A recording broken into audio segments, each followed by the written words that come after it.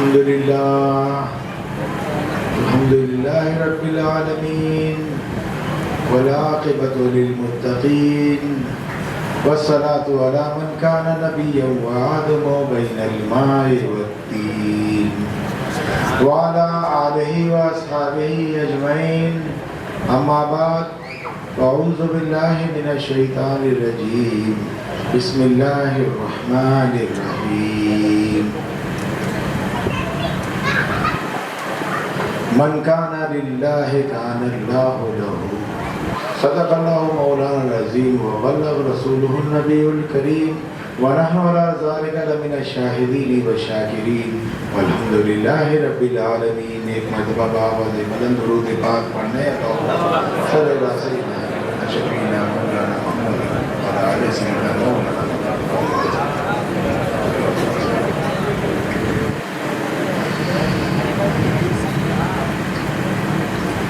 یہ میرے دل کی تمنا الہی بر آئے، یہ میرے دل کی تمنا الہی بر آئے کہ زندگی میں مدینہ مجھے نظر آئے.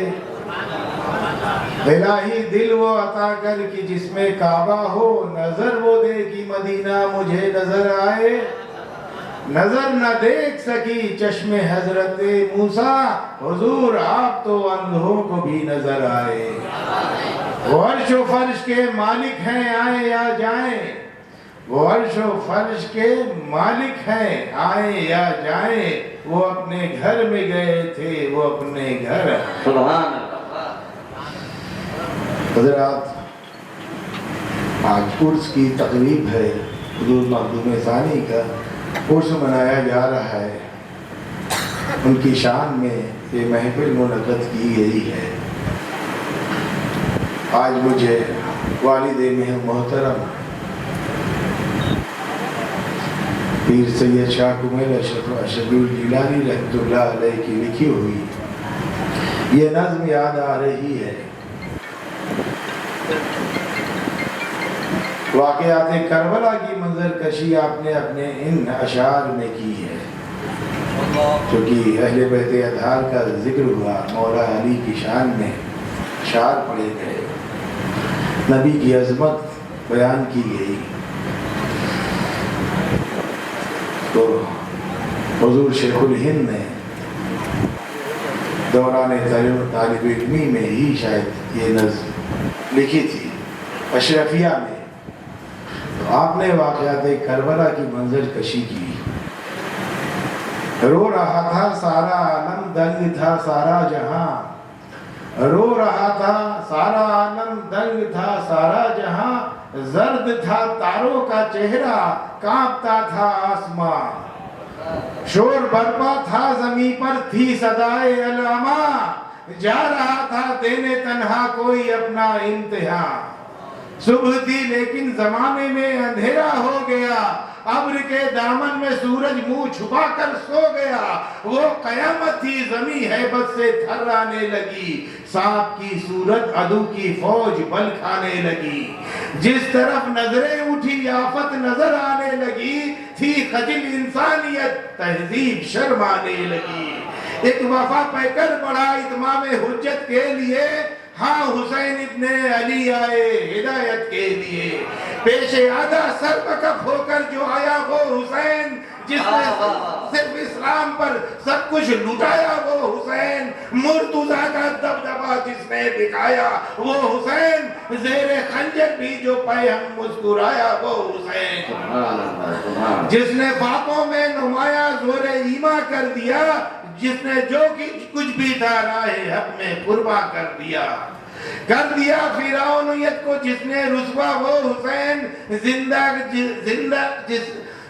جس سے دبدبا شیر و خدا کا وہ حسین، موت کو جس نے بنائی زندگانی وہ حسین. ایک وفا پہ کر بڑھا اتمام حجت کے لیے، ہاں حسین ابن علی آئے ہدایت کے لیے.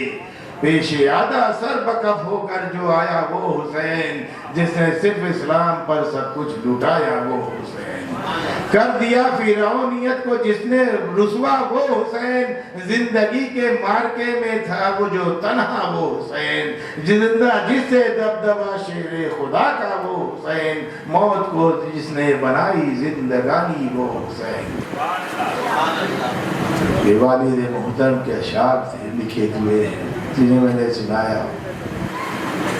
حضور مخدوم ثانی کا ان پر خاص فیضان کرم تھا، ان کی نگاہ رحمت تھی، آپ کی نگاہ رحمت سے جد بزرگوار کا خاص ان پر روحانی فیضان تھا۔ مخدوم ثانی کی دعائیں تھی تو ساری دنیا میں آپ چمکتے اور دمکتے رہے، اور حضور شیخ الہند کا القاب آپ کو غوث الاعظم کی بارگاہ سے عطا کیا گیا۔ یہ غوث کا روحانی فیضان تھا۔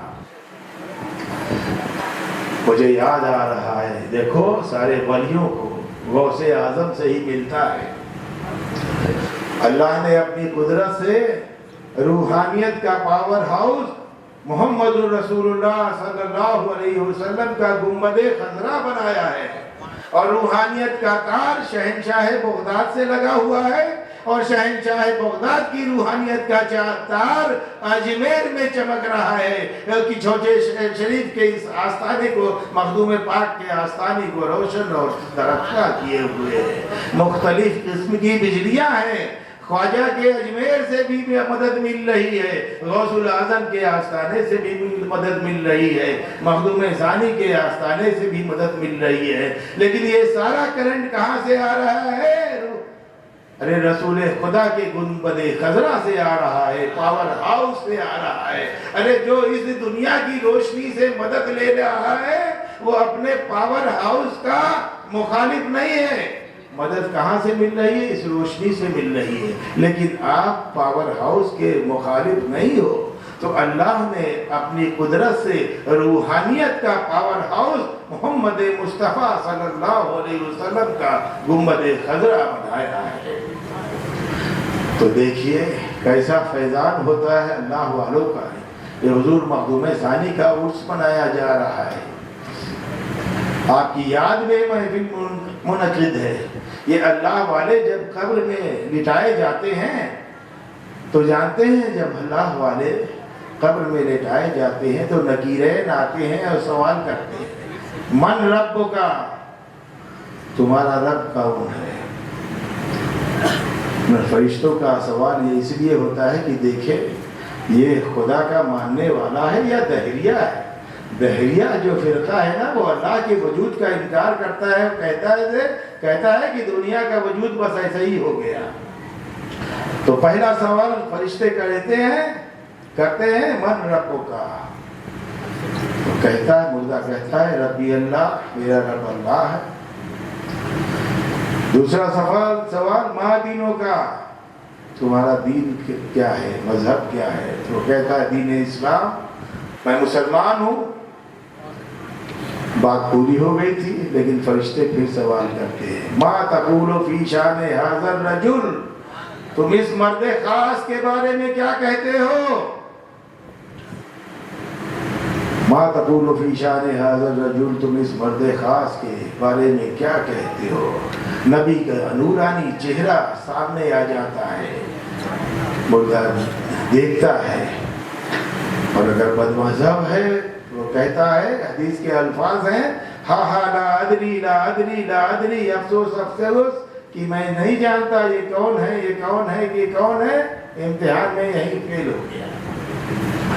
اور اگر اس قبر کے اندر اللہ کا ولی ہوگا، ارے اللہ کے محبوب بندے ہوں گے، مخدوم اشرف جہانگیر سمنانی ہوں گے، خواجہ غریب نواز غوث الاعظم ہوں گے، مخدوم ثانی ہوں گے، شیخ الہند ہوں گے، اور نکیرین کو سوال کریں گے ما تقول فی شان ھذا الرجل، تو وہ پکار کر کہیں گے فرشتوں تم ان کے بارے میں پوچھتے ہو؟